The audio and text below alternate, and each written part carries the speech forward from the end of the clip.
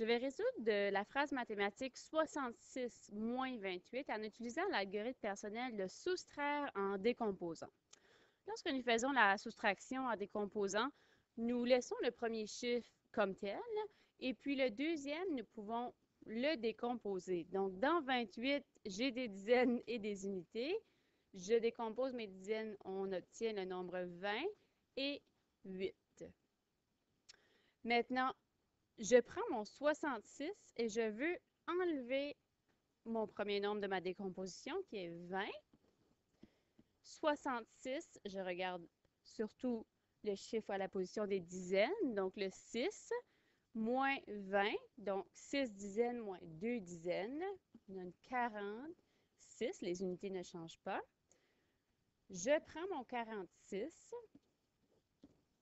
et je vais enlever le reste de mon deuxième nombre, qui est maintenant le 8, les unités.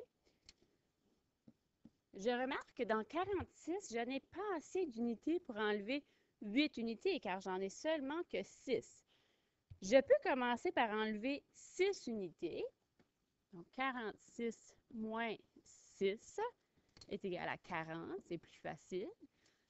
Mais étant donné que je voulais enlever mon 8, j'en ai seulement enlevé 6, il m'en reste maintenant un autre 2 unités, parce que 6 plus 2 est 8. Donc, au lieu de faire 8 tout d'un coup, je peux le décomposer encore et faire moins 6 et ensuite moins 2. Comme ça, c'est beaucoup plus facile d'enlever 2 de 40. 38 devient ma réponse finale. Donc, 66 moins 28 est égal à 38.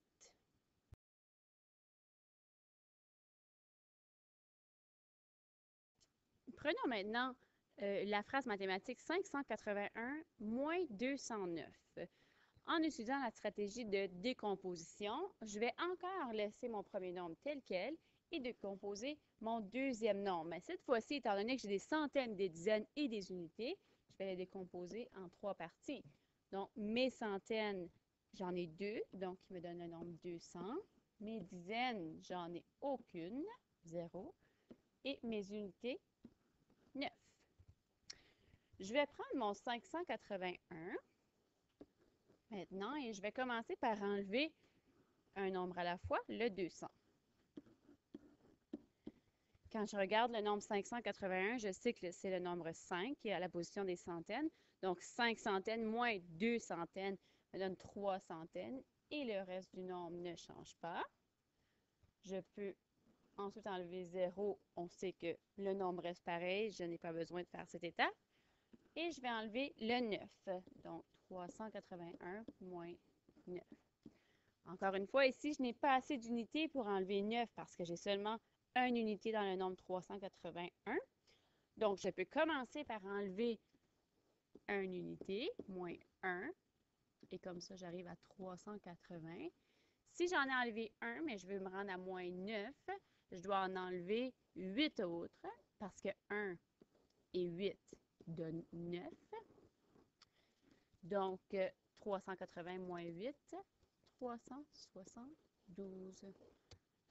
Donc, 581 moins 209 est 372.